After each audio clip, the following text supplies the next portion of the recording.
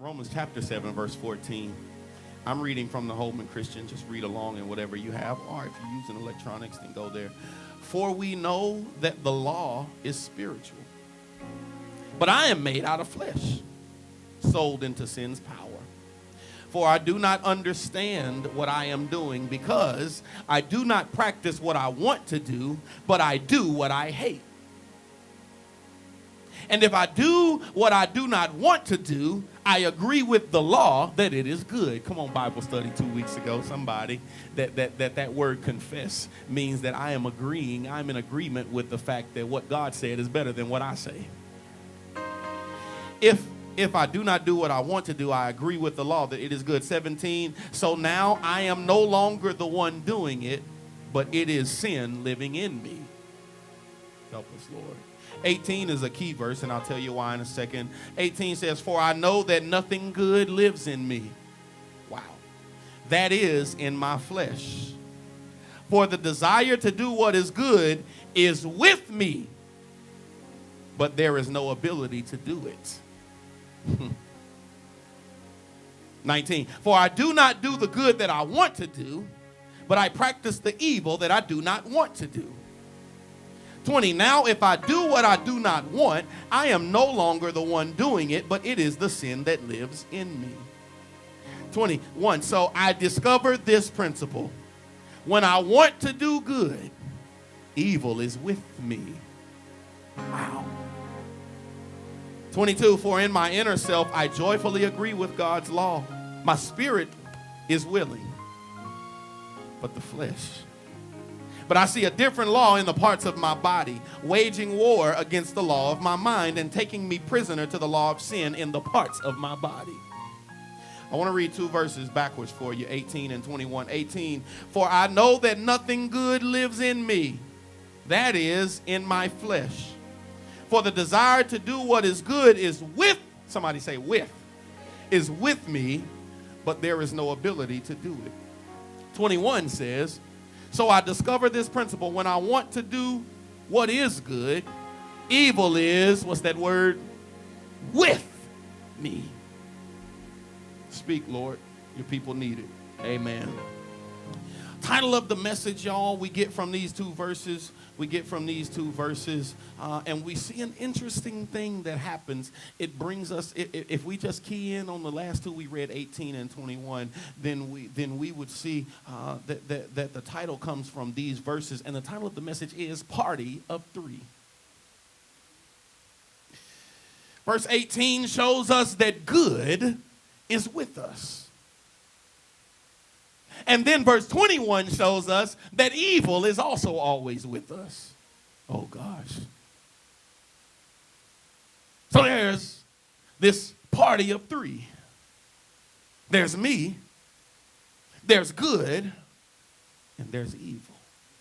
Because wherever I go, the desire to do good is with me, but there's no ability to do it. But then when I desire and decide to do good, evil is always present. Oh, gosh. What do we do when we've made up our minds that we're going to live right, but then the devil does everything he can to stop it from happening?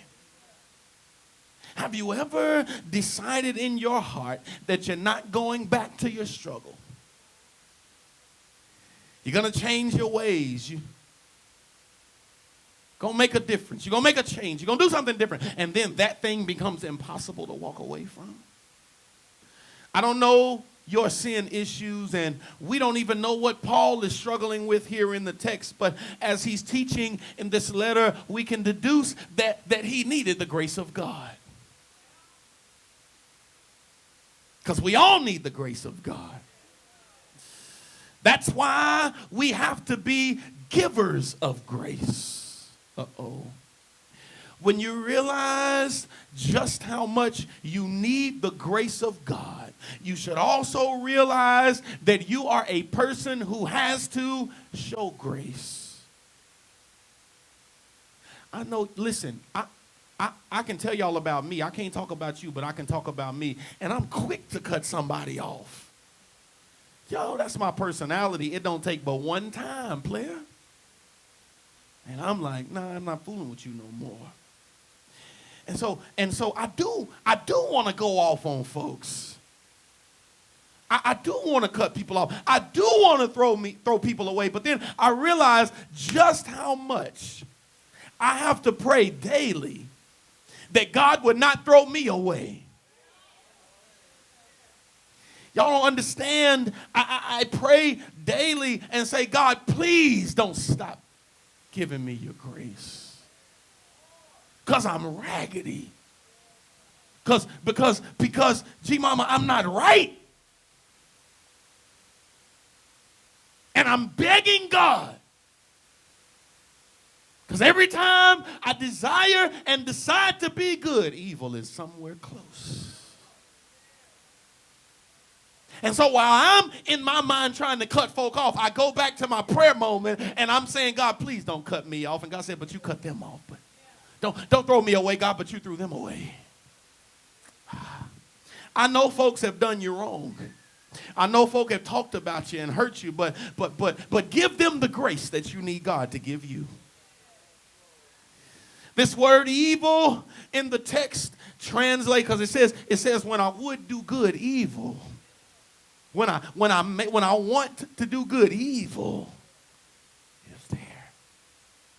It translates to depraved or injurious. And that word depraved, it really means that there's like a corruption in your morals. Like it's rotten. The inside of me is corrupt. And it says, it speaks to having behavior that is harmful to myself.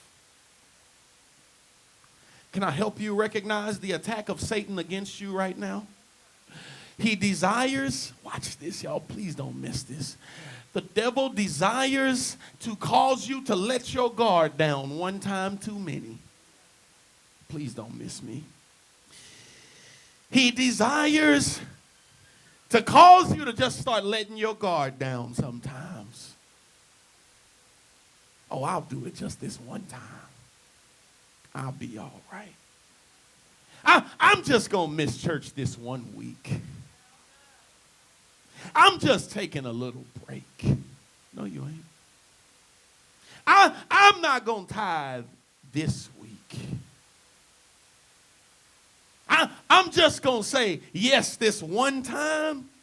But the reality is you didn't understand that the devil just wanted to take you just far enough across the line that you couldn't come back. He just wants you to let your guard down one time too many. That's why no matter how much you try to be right, evil is with you. Of course, good is with you because it's the good that causes you to say, Lord, I'm living for you today. But that's when you in your bedroom and your prayer closet and you in your kitchen and you by yourself. But it's the moment you get out of that door that evil steps out too. It's the moment that I say I'm going that evil says, okay, cool, let me get dressed too. It is temptation that knows how to turn itself off and on when it's time to go to work. That word present, y'all, I'm going to mess you up. Oh, this messed me up, and I hope it messes you up too. Because it says when I want to do good, evil is always present. And that word present in the Greek means easy. Oh, y'all missed it. When I want to do good, evil is always accessible. That word present means easy. When I made up my mind that I was going to do right, evil was easy to get to. The biggest trick of the enemy is that he's made sin more accessible than holiness. Everything that is the stuff that you don't need that's easiest to get your hands on. Good God in heaven. It's hard to pray, but it's easy to have a one-night stand. Y'all don't like my kind of preaching. I don't care. It's hard to get to church on time, but it's easy to go to the club. Gosh. It's hard to fast, but it's easy to get drunk and high. It's easy to be on Facebook for an hour, but you can't read a Bible for 5 minutes. Because that which is harmful to you has been made most available to you. Somebody, right here, let's quit playing. Somebody just jump up on your feet and say, God, help me be holy. Come on, come on. If that's you for real, Lord, help me be holy. Just lift your hands and say, God, fix us. Make us right. Make us holy again. Make us strong enough. Come on. Make me strong enough to withstand the attacks of the enemy. Come on, if that's your prayer for real. Just take a moment right here and ask God to help you. Strengthen me so I won't fall. It's time out for the shallow things controlling our relationship with God. We can't continue to make God the least important thing in our life. Can't continue to be a part-timer at church. Because the way you treat your church is a reflection of how you view your God. No, you're mad at me now. The way you treat your church is a reflection of how you view your God. Oof.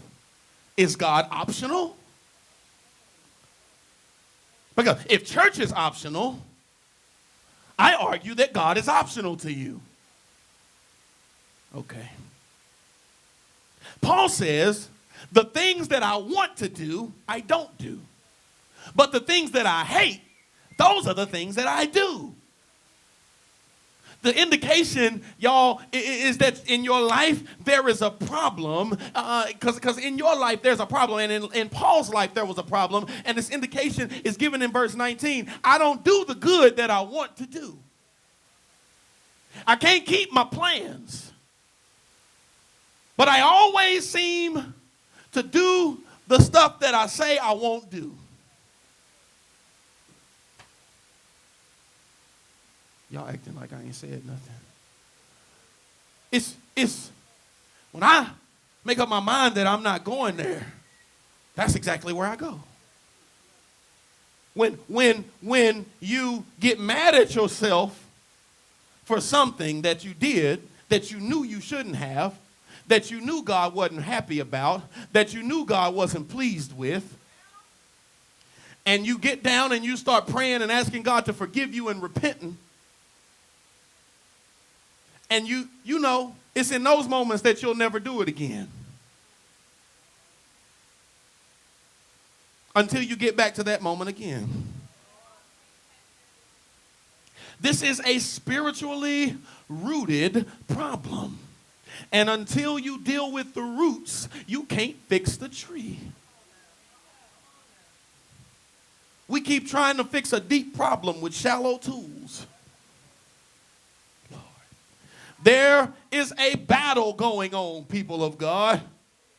In your life, the sin that's in you is fighting to come out. But the Spirit of God that's in you is fighting to keep you right. So there's a party of three with you at all times. The good, the evil.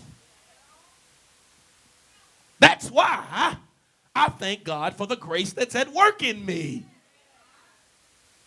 If grace was not alive in me, then God would be so far from me, I'd never be able to recover. Come on, let's go back to last Sunday. That's why grace closes the gap between me and God. Because of my disobedience to God, my sin has taken roots in me. But the good news is, I'm done, y'all. I'm going to be done. That sin's grip on me will never be stronger than God's plan for me. Sin's grip on you will never be stronger than God's plan. Can I help you? We have to hold on to God, because he does indeed have a plan for you. Is there anybody that's grateful for the plan? Come on. And I don't care how old you are, and I don't care how young you are. If you're still here, there is a plan. And God is faithful to perform the good work that he started in each and every one of us until the day of Jesus Christ. And so if I'm still here, then that means he's still at work in my life. And the problem with us as believers, I felt like preaching for like 5 minutes right here. The problem we run into as believers is that we try to judge God on the smallest of sample sizes. And God says to us, I had a conversation with one of my close friends on Friday and Saturday night, and he just lost his daughter. And no parent is ever supposed to have to bury their child. And he said, I was mad at God, and I fussed at God, and I yelled at God, and I told God I didn't know if I loved him anymore after this because I was hurt. And at the end of it, he said, God said to me, don't judge me on this window.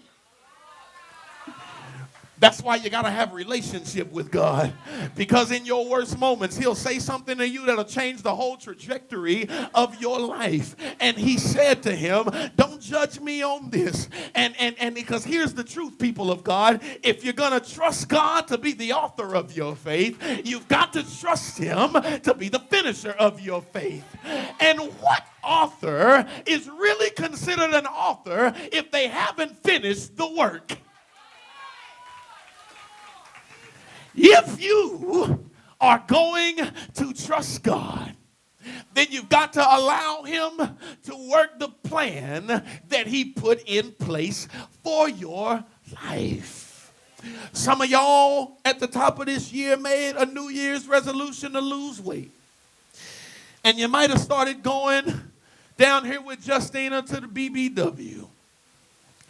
You might be going over there to Gordon Lifestyle and all of them people. You might be doing this other stuff, and you got amped, and you got all of this stuff. But what I've learned about all of these people, while they're great in their craft, there is always a plan. Oh. And the truth of the matter is, I can't come back to the one who put my plan in place and be mad if I didn't follow the plan.